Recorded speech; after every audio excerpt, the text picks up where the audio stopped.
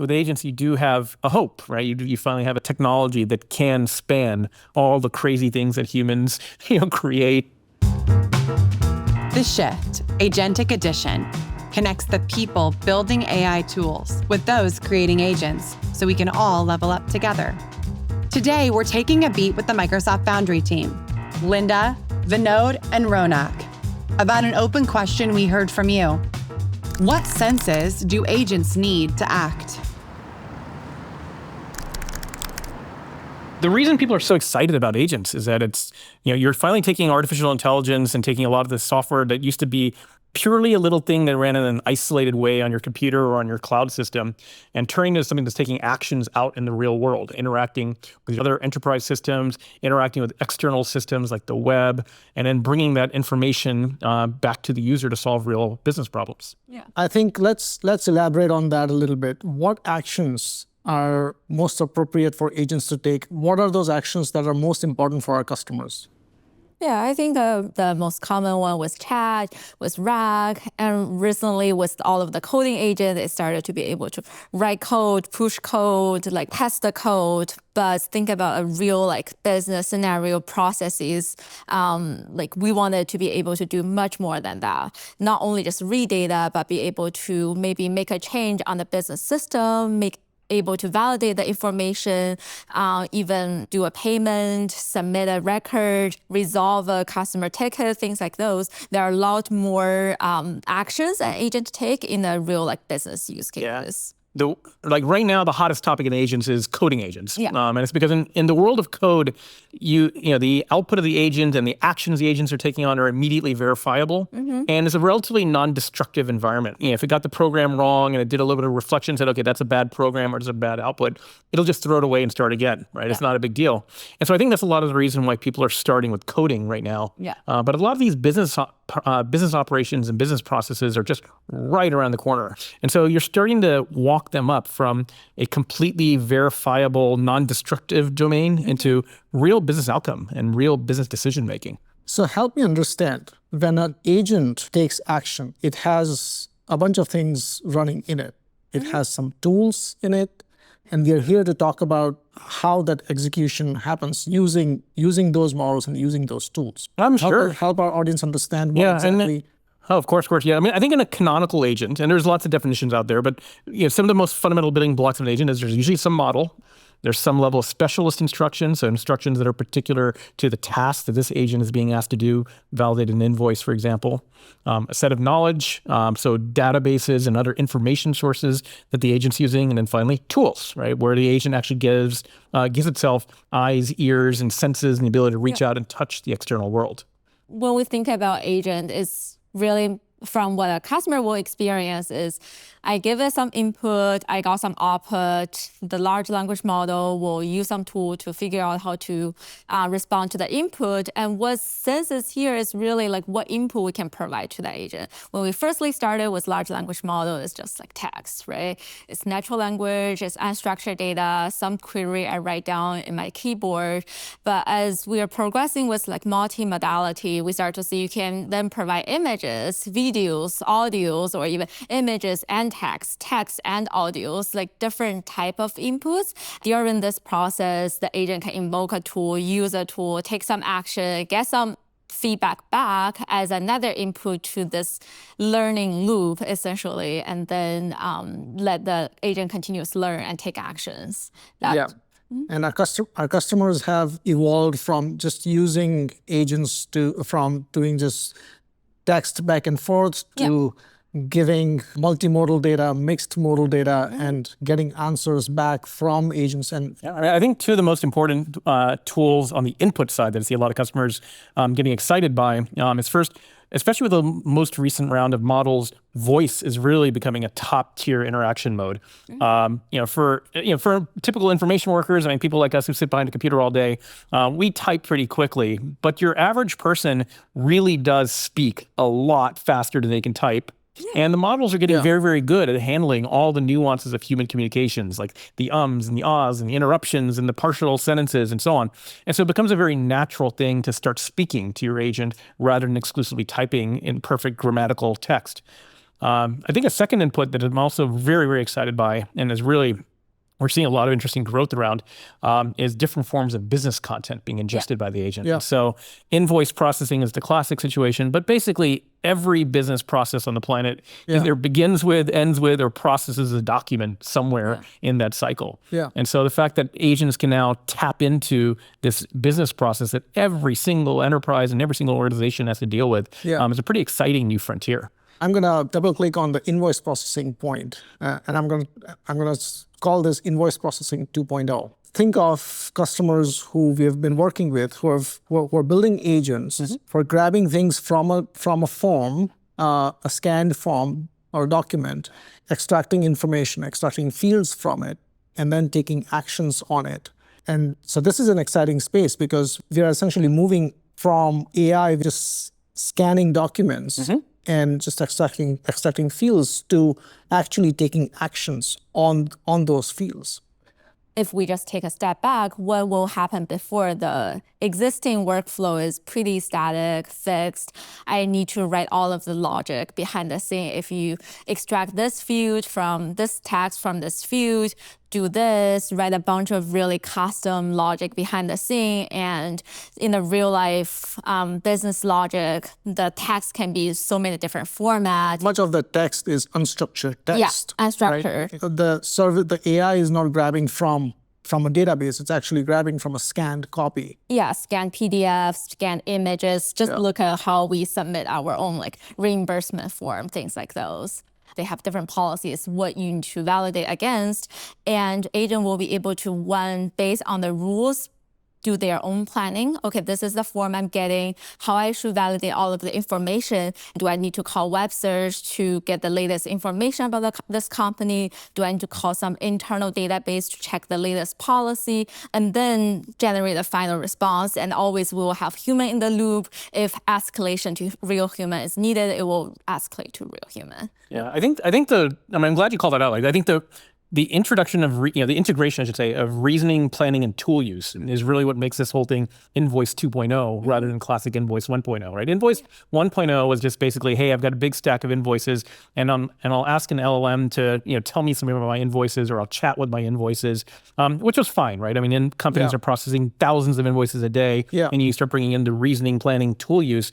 You're not just saying, go look up this name in a database. It also requires looking up something on the web and figuring out if the reference on the web and the reference in the database are actually the same thing, and so on. And so these little small business processes, once you identify those business processes, it's a gateway to all these additional functions that are now required in your stack. Yeah.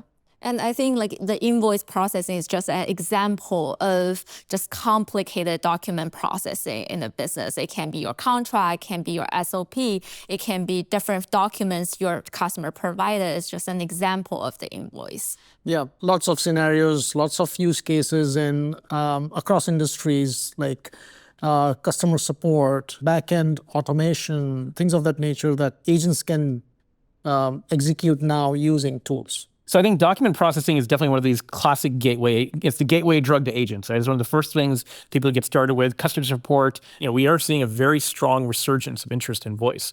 The industry has had 20 to 30 years of experience with classic voice systems like IVRs and phone trees and all these things that people hate. But suddenly, we've hit we've crossed some uncanny valley where it's suddenly becoming a lot more natural to interact. Voice has become a very important modality. When customers call into enterprises, it's all through voice now. You want answers right away. So you need customization. You need customization of the voice. You need customization of the models, and the right tooling to go grab that data so that your customer support agents can answer accurately. Oh, sure. Voice is one of these, sounds like, or it should just be about processing audio and stringing together some of the sounds and turning those into words. The problem is, and that gets you kindergarten level voice, right? That gets you to the first, say 75, 80% of accuracy when it comes to voice processing. But to really get to the point where voice is an on-ramp to your agent, you need 99.9% accuracy. And to get there, you start needing a lot more world knowledge. I think right now you can chat with voice with your AI agent. That opens a new scenario of new people who are not really they're doing frontline work. They're not hands-free at that point to type, nurses, workers, repairing things. They want to look up for the service, yeah. Yeah, like manuals, how to fix something. They don't have the phone with them or computer with them to type. They can just chat with it. The agent will be able to have the power to, I don't know, web search from their internal documents, use the reasoning, have the interaction with the frontline workers to iterate based on the input, or even with more like other tools that we have, like vision. An example I had was my own agent is I took a picture of my broken washing machine and be like, how can I fix it? That's what we can do in the future with voice, with vision, and with AI. I was just about to say, I got into an accident a few months ago, a car accident. I was fine, but the car had taken a toll. I wish there was a service where I could take a picture or a video of the whole car, upload it, and that would become essentially my claim. I'm really glad you brought up the, enterprise workflows have historically been extremely text dominated. We are on the verge of seeing a lot more voice, but I think multimodal vision and video is also on us. We're maybe 6 to 12 months from that hitting a similar ramp that we're seeing with voice today. We definitely have some thought leader insurance companies that are using our toolkit for precisely that use case. We've discussed a lot about tools on the input side, right? Submitting documentation, submitting imagery, submitting voices. What about tools on the output side, like where the agent is actually calling an API or doing something on your behalf that you didn't expect it to do, or is now suddenly possible? A common question I got asked is, what if this tool does something that my policy doesn't want it to do? Like, how do you make sure when I come back after a week, after months, how my agent is looking like? And I think right now we're also moving to the next phase of that, which is how can I make my agent more continuously learn and improve itself? I was gonna jump in on your point about security. I do think, that is one of the things that we're seeing that's really interesting is that agents are being explicitly allowed or explicitly enabled to act on your behalf. Yeah. And then now, particularly with some of the latest work we've been doing, you're now starting to see agents that have independent identity, but it's actually the legal agent or actually the customer support agent and so on. And so that's one of these kind of new behaviors that we're starting to see in leading edge enterprises that wasn't there before. I mean, we have always had identities for users, for end users or users of applications, for devices, for applications. Now it's agents, because we're starting to give freedom to agents on our behalf to take actions. We need to protect that entire process, and hence they need identities. Yeah, you're right. Another one of these kind of step changes between classic, chat with my invoices or chat with my docs, classic RAG LLM stuff and agent stuff is the need for precise entities. Right, because when you're in a document query kind of situation, it's okay for the content to be Bob Smith-ish or things that are related to Bob Smith. But when you have an agent actually taking action on a person's behalf, it becomes very crucial. Are you actually talking about Bob Smith, Robert Smith, JB Smith, which particular Bob Smith in the enterprise, and really getting a fine point on what is that Bob Smith allowed to do that the other Bob Smiths aren't. It's super important also in the sense that agents now are not just taking one action. We are asking agents to take multiple actions, right? So go look up this database, find Bob Smith that lives in Baltimore, and then mark him as PTO. Yeah, exactly. And then grant him access to this, or send him an email on this topic, et cetera, et cetera. So we are not just building multi-agent frameworks, but we are building multi-agent frameworks that take tens of actions, right? And so that's the beauty of building an agentic framework or agentic AI application. Yeah. And so we need to protect all of that. We need to secure that identities.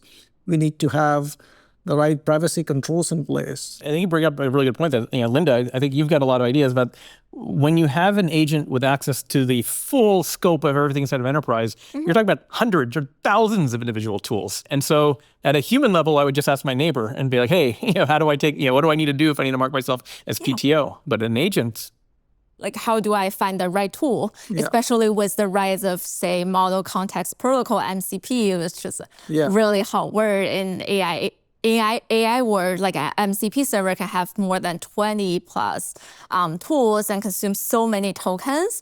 And that's where we think is model the right place to make all of those decisions, but model has its limitation. How can we make the tool selection even simpler, easier, faster, and cheaper? And we have a lot of experimentation research going on at Microsoft to solve that problem. We don't want our customer to focus on those problems. They should focus on building their business logic, focusing making their business use case better. And Microsoft should provide a really easy, unified interface and gateway and platform for them to interact with tools. Yeah. So multimodality in general is a giant opportunity as well. What are some of the use cases that you're seeing, Vinod, with your customers, which essentially are opportunities for them to solve the next level of customer problems? There's a whole bunch of business processes where voice is traditionally an input, call center, customer support, and so on.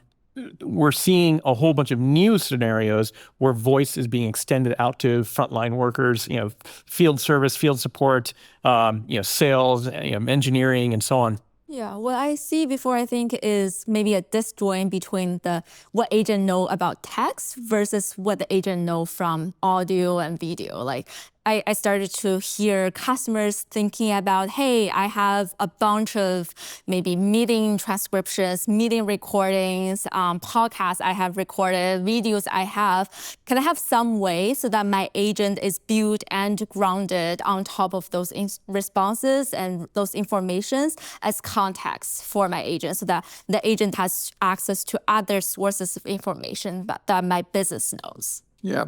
And it's important to also have that context, that business context or the contextual knowledge as they build multimodal agents, right? There are so many scenarios, and customer support is one, but as companies are building HR agents, finance agents, every agent or every multi-agent system needs a different set of context and hence a different set of tools. Where you're going, that is actually a really good example of some of the more interesting scenarios with customers, which is that the construction of context itself is becoming increasingly agentic, and you're seeing these agents using each other as tools.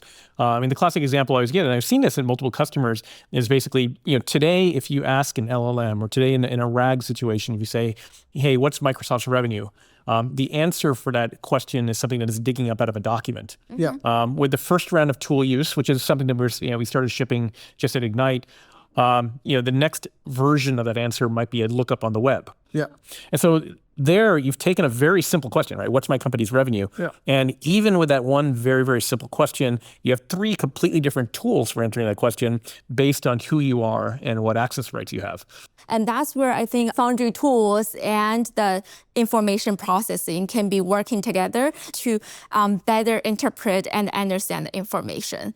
Not everyone is text heavy. A lot of people are visual people. A lot of people like to see images. People like to see flows. You can have a several page of documentation trying to explain how a business process works, but maybe a simple diagram of flow is really easy for people to understand. A double-digit percentage of the time, the answer to the question is actually not in text. It's actually in an image, or instead of a chart, or instead of a graph. And so you have a very natural opportunity to invoke AI, invoke LLM to do that type of graph interpretation or chart interpretation, even in a situation that seems like it should just be straightforward text. What seems like a straightforward question, like what's Microsoft's revenue? That's probably something I should ask by looking at these 10 different places. They're not all going to be the same. Which of these 10 answers is likely to be the best answer? And a part of reflection is, okay, in the future, make sure you go to, avoid that particular website, or always use this particular website. It seems to be the best. And then you get an iteration loop. This is the beauty of agents, and this is the beauty of tools, right? Like as a human, this is hours of work, or hours of work with a lot of judgment, a lot of soft calls, and so on. With an agent, this is seconds or minutes of work, and something that gets better and better with each iteration. Yeah, and so what you're pointing towards is there's a cycle of validation and iteration that companies have to go through, and essentially make the agents really solid in terms of accurate output, right? And that's where I think the next level of agent self-learning iteration will be happening, which is based on my business goal. For example, am I optimizing for the context? Am I optimizing for my token consumption? Am I optimizing for the completeness of my response? The agent can learn iteratively and not only finding the right source, but also finding the right source for this personalized approach for this agent or this user. And so in that process, you're perfecting the agent's use of tools as part of your application. Yeah, I think a simple analogy I will give in my own mind is like, I have a really smart brain, which is the large language model, but I need to be able to see it, speak it, smell it, use my hand to take actions. That's all the tools that you need. And essentially, those are the tools, extensibilities were given to the models, which is given how smart a model can do, but really give it the power to make impact in the real life, to interact with real human, to interact with the real business use cases. Yeah, I mean, I'm curious, like, how would you describe the similarities and differences between a tool and just a plain old API? Like, what makes a regular API suddenly become a tool that a language model can use? I think API is a type of tools that you can use. Essentially, API is something that you can give to a model to be able to take an action, maybe validating some information, maybe call a system, retrieve some information.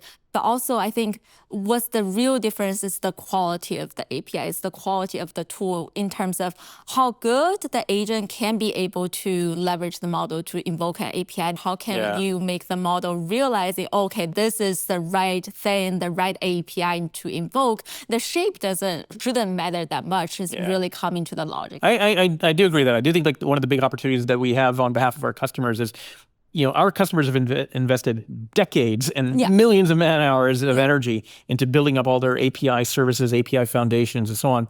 And the fact that you can take all those APIs that you've built, all that, you know, that have been battle hardened and, you know, really scoped and tailored to your enterprise, and turn them into an AI tool, in some cases with just a tiny bit of packaging, right? Just a tiny bit of services wrapped up on top, is a very powerful capability that Foundry is bringing to the table. Exactly. And for our customers, as you said, like they have been investing on the real business logics for decades. I started to already hear, oh, the API shape transformation is easy, but how do I make my agent reliably calling the transform tool correctly is the next opportunity. So what are those steps for, hey, I'm a customer, I've already got an API package this way, and how do I toolify my API? The big problem they're running into is the way that the traditional API is defined is different from how that model is interpreting those tools right now. So the way that you actually write your tool description, tool name, even make a difference in terms of how model can invoke that tool. Yeah, so it's actually important to describe the tool accurately. And that way, the model will pick the right tool. Right, and so you're almost constructing a story about the API in a way that a model can interpret, and that's very, very different from the way a lot of these kind of traditional system integration systems worked. And this is how our customers are turning their traditional applications into agentic applications by using models to call the right tools so that they can actually build agents that can do the things that the applications used to do in the past. And the big beauty of LLMs, right, is like the reason all this stuff's very, very difficult right now is like with classical software, you had to be extremely precise and very careful about describing all the different edge cases about, hey, when I give you a name and address, the name can be no longer than this, this many characters. The address has to have a number here and a street name here, and the zip code can only be 5 digits, and right? Essentially rule-based and very rigid logic. And LLMs bring that flexibility into that logic. And very, very brittle the second you go outside of any of those logical constraints. The beauty of agents, and this comes from the beauty of LLMs, is that it is much better at dealing with the fuzziness of real life, right? In real life, some people have a 2-line address, some people have a 4-line address. You do have this whole new set of opportunities that are opened up because you're now much more flexible about the inputs and the outputs, right? The inputs can now be all the crazy things that humans, create and that we encounter in our daily life, and the outputs can be all the crazy tools that are unique and specific to my enterprise, right? No two enterprises allow enterprises allow employees to mark themselves off using as PTO the same way, right? Yeah. Everybody's got a different internal system for how you do that. Yeah. With agents, you do have a hope, right? You finally have a situation, or you finally have a technology that can span all that ambiguity. You actually finally have a chance at introducing a brand new tool into an enterprise and getting immediate utility out of it. Thanks for hanging out with us. Check out the link below to get the latest Microsoft Foundry ebook. See you next time.